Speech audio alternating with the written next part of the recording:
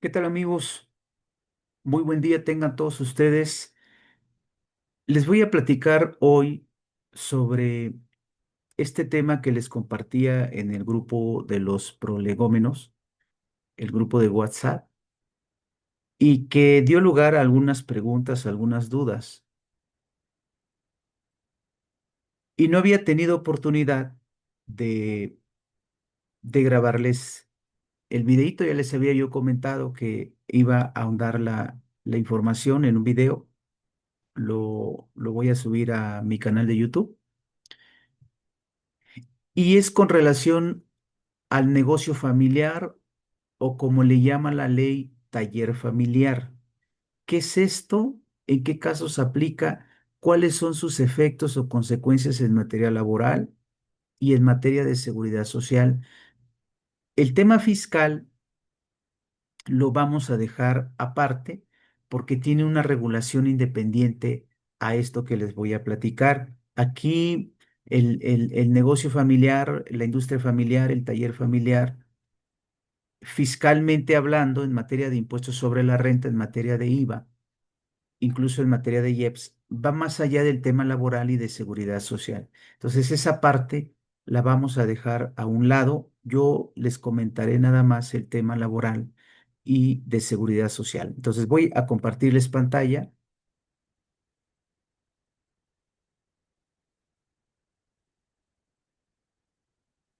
y vamos primeramente a la Ley Federal del Trabajo. Déjenme esconder aquí la burbujita que nos da zoom, donde aparece la pantallita. Bueno, la voy a dejar y si me estorba la voy a ir moviendo.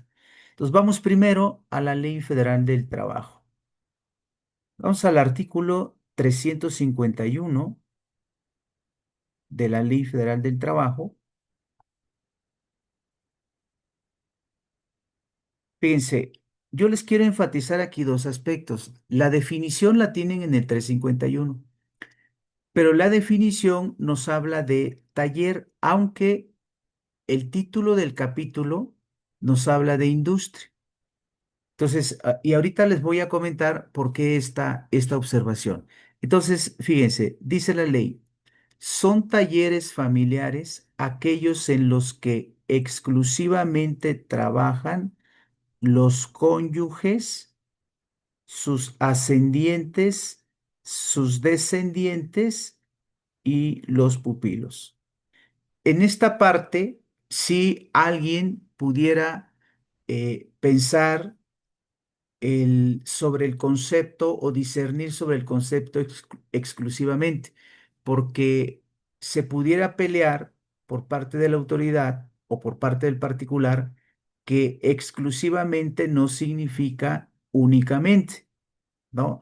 Aquí no tenemos como en materia fiscal, por ejemplo, en lo que se refiere a la ley del impuesto sobre la renta, si habláramos de las personas físicas de reciclo con actividades del sector primario, la definición exclusivamente no significa únicamente en esa materia. Aquí, lamentablemente, no tenemos una definición de a qué se refiere exclusivamente. Entonces, yo lo voy a tomar ahorita para no ahondar más como un sinónimo de único. ¿Sí? Exclusivo, un sinónimo de único. Lo voy a tomar así para no ahondar más en este discernimiento. Pero vamos a la esencia. Dice, talleres familiares son aquellos en los que exclusivamente trabajan los cónyuges. Cuando hablamos de cónyuges, sí, una parte muy importante es que tienen que estar casados, ¿no? Aunque también esto dará lugar a judicializarlo. Es decir, alguien pudiera pensar, mi pareja y yo no estamos casados, pero eso no nos impide a que recibamos el mismo tratamiento de un taller familiar. A mí me parece que aquí los legisladores se tienen que poner a chambear porque nuestro país ha avanzado en la defensa de los derechos humanos y entonces esto pudiera resultar violatorio en materia de derechos humanos para aquellas parejas que todavía no están o que definitivamente piensan no casarse. Entonces, la ley sí es clara en ese sentido y dice los cónyuges. Y los cónyuges significa que estén casados, que haya un acta de matrimonio de esa pareja, independientemente de que sean del mismo sexo o de distinto sexo, hombre con hombre, mujer con mujer o mujer con hombre. Pero sí la ley exige que estén casados, que sean cónyuges, aunque alguno pudiera pelear la inconstitucionalidad. Por eso les comentaba que da lugar a que se pudiera judicializar, se pudiera llevar a los tribunales o inclusive a la misma Suprema Corte, dependiendo de las instancias a las que se esté recurriendo y a las resoluciones que se estén recibiendo. Entonces, de entrada decimos, la ley lo limita a aquellos que están bajo matrimonio, aunque, en mi opinión, pudiera pelearse la inconstitucionalidad de la disposición. Este artículo, esta disposición, ha quedado obsoleta respecto a los avances que ha tenido nuestro país en materia de derechos humanos a partir de la reforma constitucional del 2011. Entonces, los cónyuges, sus ascendientes. Cuando hablamos de ascendientes, es línea recta, ¿de acuerdo? Ascendientes, línea recta. Si yo les muestro, por ejemplo, el diccionario general, diccionario jurídico mexicano, si aquí nosotros revisamos, por ejemplo, el tema del parentesco, aquí fíjense, nos indica, déjenme les muestro, dice grados y líneas del parentesco. Grado es la generación que separa a un pariente de otro. Y luego línea es la serie de grados. Y entonces fíjense, estas son recta y colateral. Y luego dice, la recta es a su vez descendente y ascendente. Ok, entonces, cuando hablamos de ascendientes y descendientes, me regreso a la ley federal del trabajo. Cuando hablamos de ascendientes y descendientes, estamos hablando en línea recta, ¿ok? Entonces, de la pareja, sus padres, sus abuelos, sus bisabuelos, sus tatarabuelos, hasta donde les dure, ¿ok? Hasta donde llegue, ¿de acuerdo? Normalmente es a nivel abuelo, pero alguien pudiera tener bisabuelo que o bisabuela que esté trabajando en el changarro, que esté trabajando en el negocio. Entonces, línea recta ascendiente de de la pareja o de los cónyuges, sus padres, sus abuelos, sus bisabuelos, sus tatarabuelos. Y luego, sus descendientes de esa pareja, de esos cónyuges, sus descendientes. Igual es en línea recta. Hijos, nietos, bisnietos, ¿ok? Normalmente es hasta el nivel nieto, pero alguien pudiera decir, tengo a mi bisnieto que está trabajando conmigo. Entonces, ascendiente y descendiente de la pareja, ascendientes y descendientes de la pareja. Y luego los pupilos. ¿Quiénes vienen siendo los pupilos? Aquellos que están bajo tutela. La tutela, la tutela que está regulada en el Código Civil, tanto federal como de cada entidad federativa, la tutela busca, o a través de la tutela se busca dar una protección a aquellas personas que por cuestión natural o legal, fíjense esto, no solamente natural o legal, no pueden gobernarse a sí mismos. Esa es la tutela, ¿no? La tutela busca dar protección aquellas personas que por cuestión natural o legal no pueden gobernarse a sí mismos. Normalmente son los menores de edad. Es una cuestión natural legal. Pero en algunos casos algún incapacitado que pudiera ser mayor de edad y que no pueda gobernarse a sí mismo, pues por alguna deficiencia, problemas mentales, etcétera. ¿De acuerdo? Entonces, los pupilos son aquellos que están bajo tutela, normalmente menores de edad. Si nosotros vamos, por ejemplo, al Diccionario de Derecho de Rafael de Pinavara, que nos define a los pupilos, miren, pupilo. persona que por su estado de minoridad se encuentra bajo tutela. Sin embargo, en el Código Civil Federal, por ejemplo, nos habla no solamente de un aspecto natural, sino también de un aspecto legal. Entonces, pudiera ser alguien que por cuestión natural sea mayor de edad, pero tenga esa incapacidad para gobernarse a sí mismo y entonces necesita un tutor. Ese gobernado a través de un tutor viene siendo el pupilo. Normalmente son los menores de edad, normalmente, pero pudiera haber algún discapacitado que no pueda gobernarse a sí mismo y tenga que estar bajo tutela. Entonces, me regreso a la ley y dice, talleres familiares son aquellos en los que exclusivamente trabajan los cónyuges, sus ascendientes, sus descendientes y los pupilos. Bueno, una apreciación que les quiero hacer aquí es, y con esto iniciamos, el tema de taller. Porque miren, si hablamos de un taller, estaríamos hablando de un lugar donde normalmente se hace un trabajo de tipo manual, pero también hay máquinas. Si habláramos, por ejemplo, de un taller mecánico, un taller de hojalatería, una carpintería, incluso pudieran darse o realizarse actividades de tipo artesanal.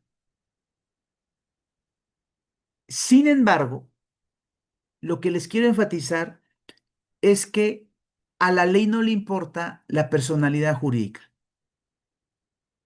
Normalmente hablamos, por ejemplo, de una persona, el jefe de familia, que crea su propia fuente de empleo porque tiene algún oficio, porque conoce alguna actividad. Por ejemplo, yo sé arreglar o reparar zapatos y entonces pongo un tallercito donde reparo zapatos.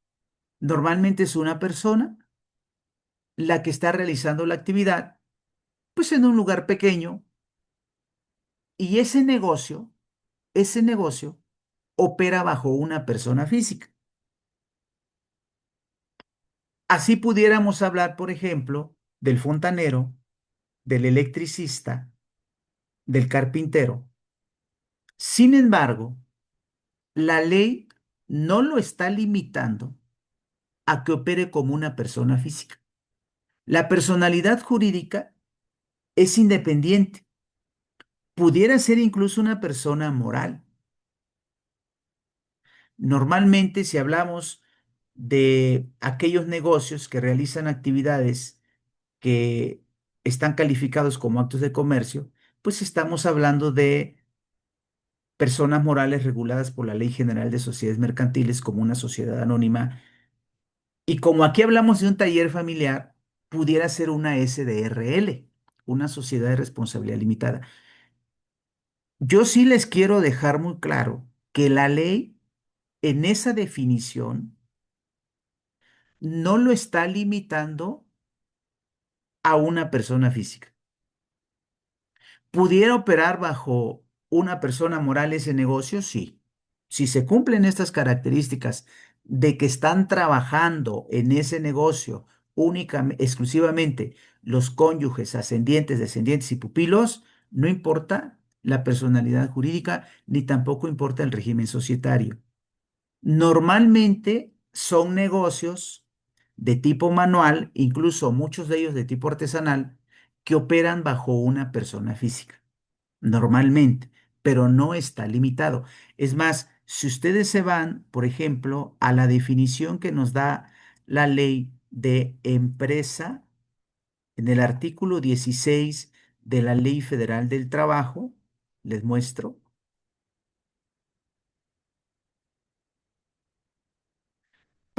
Esta sigue siendo Ley Federal de Trabajo. Para los efectos de la norma de trabajo se entiende por empresa la unidad económica de producción o distribución de bienes o servicios.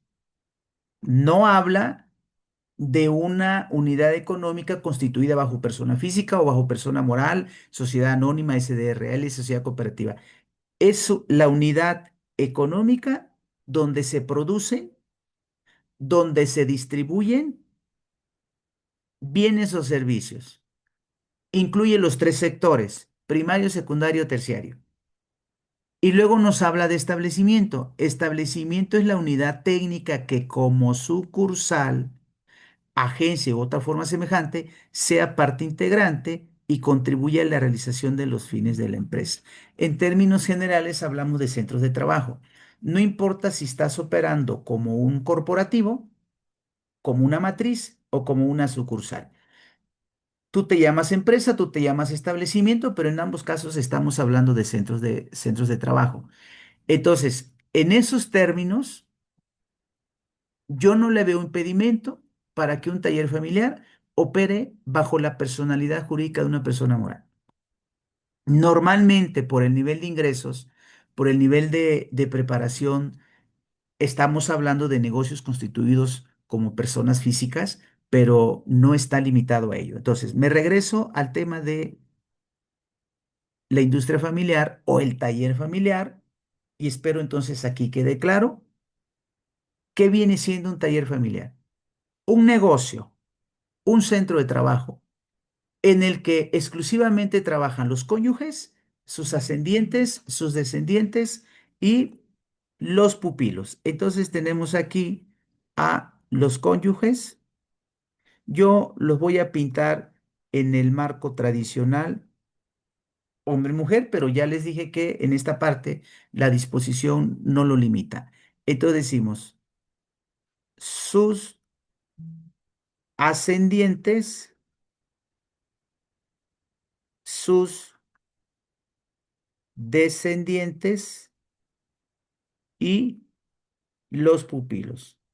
En el caso de los pupilos, válidamente pudiéramos hablar de los adoptados, que ya en nuestro tiempo, de acuerdo con nuestra disposición jurídica, pues tienen exactamente los mismos derechos que los hijos naturales. Entonces, en este caso, diríamos, cónyuges, aquí sí, ya se los comenté, me parece que es una disposición que se tendría que revisar y se tendría que modificar porque solo lo está limitando a la figura del matrimonio, pero alguien pudiera pelear y decir, a ver, nosotros estamos bajo el concubinato y tenemos los mismos derechos como si estuviéramos bajo el matrimonio, ¿de acuerdo? Bueno, ¿por qué es importante esto entonces? Por lo siguiente, porque dice aquí, no se aplican a los talleres familiares las disposiciones de esta ley con excepción de las normas relativas a higiene y seguridad. De hecho, esta disposición viene desde la ley, las leyes locales y nuestras primeras leyes federal de trabajo por allá de 1930. Esta ley nace a partir de 1970, la ley federal de trabajo que conocemos hoy tiene vigencia desde 1970. Sin embargo, desde disposiciones jurídicas antes de esta ley, allá por 1930, 1931, etcétera, teníamos la misma disposición. Entonces dice, a ver, todo lo que establece la Ley Federal de Trabajo no se aplica a los talleres familiares. ¿Cuáles? Por ejemplo, las jornadas de trabajo, el tiempo extraordinario, los descansos semanales, los descansos establecidos en el artículo 74, conocidos comúnmente como los festivos, el aguinaldo, las vacaciones, la prima vacacional, el salario, la prima de antigüedad. No se aplica ninguna norma excepto seguridad e higiene. Aquí sí se busca por el tema más humano. O sea, no lo vas a tener chambeando en un lugar que esté contaminado, en un lugar donde estás exponiendo la vida, etcétera. Fuera de normas relacionadas con seguridad y higiene, y aquí estamos hablando, por ejemplo, de la NOM 036, de la NOM 035, de la NOM 030, etcétera. Aparte de las disposiciones que establece la Ley Federal del Trabajo y sus reglamentos en materia de seguridad e higiene. No habla de seguridad social. Esa seguridad o ese concepto, término seguridad que establece o que utiliza la Ley Federal de Trabajo no es propiamente el tema de la seguridad social. sino seguridad industrial, diríamos. Seguridad en cuanto a la integridad de la persona, una caída, un golpe, una fractura, un accidente, etcétera. Y también el tema psicosocial, el tema del estrés, etcétera, que están regulados ya en la NOM 035. Entonces, con excepción de seguridad e higiene, todo lo demás no se aplica. Todo lo demás no se aplica. Y cuando decimos todo lo demás, pues hablamos de estos términos, de estos conceptos, de estas figuras que ya les platiqué, la delimitación de jornada de trabajo, del salario, porque se entiende que es todo queda, ahora sí, todo queda entre familia, ¿no? Todo queda entre familia. Nada más yo les quiero hacer una aclaración. A ver, hay familia o familiares que pueden trabajar en el negocio pero que van a descomponer la figura o el concepto de taller familiar. Por ejemplo, si el hermano, digo, si la pareja, los cónyuges, tienen trabajando en el negocio al hermano, el hermano del esposo o el hermano de la esposa. Normalmente, ¿no? Normalmente llega la señora, oye, mi vida, fíjate que mi hermano se quedó sin chamba y pues mira, tiene sus dos hijos pequeños, apoyémoslo, mira. Pues sí, dile a tu hermano que venga y aquí vemos en qué nos puede ayudar. Oye, pues ¿qué tal nos ayuda a repartir la mercancía? En ese negocio, entonces, ya estas dos figuras, aunque sí son familia por la vía colateral, aunque sí son familia, pero salen de la definición. Entonces, fíjense, si hablamos nada más, por ejemplo, de estos que establece, voy a borrarles este y lo voy a poner ahorita más al costado. Entonces, fíjense, si hablamos nada más de esas personas, esos parentescos, entonces estamos hablando de un negocio familiar. Y no se aplica nada de la Ley Federal del Trabajo, excepto seguridad y higiene. Negocio familiar, taller familiar, industria familiar, empresa familiar, como le quieran llamar. Bueno, pero si incluimos, por ejemplo, en el negocio al hermano de el esposo o al hermano de la esposa,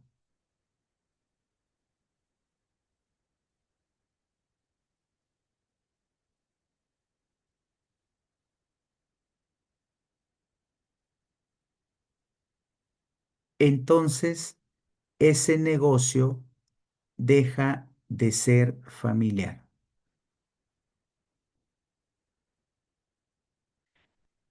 Ya no es negocio familiar. Entonces, fíjense, aquí es donde está la parte importante. A ver, si eres un negocio familiar, no te aplica nada de lo laboral, excepto seguridad y higiene. Por lo tanto, no te aplica nada de lo laboral y no te aplica seguro social. ¿Sí? No estás obligado a darlos de alta ante el IMSS. Si es la pareja y ahí trabaja el papá, la mamá, el abuelo, la abuela, el hijo, la hija, el nieto, la nieta, ese negocio es familiar y no hay obligación de dar de alta a nadie, excepto aspectos de seguridad y higiene, el cuidado, ¿no? Oye, cuida los procedimientos de trabajo que tienes implementados, establece los protocolos, cuida las instalaciones, que no vaya a haber una descarga eléctrica, que no vaya a haber forma de que de que vayan a enfermar por un tema de contaminación ambiental, etcétera. Eso sí te aplica, todo lo demás no te aplica. Que le tienes que pagar aguinaldo, que los tienes que mandar de vacaciones, porque se entiende que es familia. diríamos el círculo. Oye, ¿y seguro social? No. Obviamente, si el hijo llega a accidentarse, pues lo lógico, lo humano es que el dueño del negocio, que es el papá o la mamá, pues no lo van a dejar morir, ¿no? Van a ver la forma de que el hijo reciba atención médica, pero no es una obligación de darlo de alta en el IMSS. Igual, si la esposa llega a accidentarse, pues el esposo, bajo la premisa del el tema sentimental, el amor, etcétera, pues no va a permitir que su esposa se desangre, que su esposa no reciba atención, aunque hay muchos casos en los que sí se llega a dar esto, incluso de manera intencional, la pareja provoca que el esposo o la esposa provoca que su pareja tengan un accidente y que se vea como algo accidental, ¿no? Algo que fue por un error o que fue por sin querer. Pero en términos generales, el legislador parte de esta premisa de que por ser familia, si llegan a tener un accidente, pues tienes que ver la forma de que esté lo mejor atendido o lo mejor atendida posible, que reciba el tratamiento médico, los medicamentos y mientras se recupera, pues no le vas a obligar a que asista a realizar las actividades, etcétera. ¿Ok? Entonces, bajo esta premisa, no existe ninguna obligación en materia laboral ni en materia de seguro social. Los ingresos que está percibiendo el papá o la mamá como dueños del negocio, pues son para la familia, ¿no? De ahí sale para llevarlos de vacaciones, de ahí sale para la escuela, de ahí sale para la manutención, de ahí sale para la diversión. Sí, de ahí sale para el patrimonio. Mira, mi hijo, ya gracias a Dios nos está yendo bien el negocio.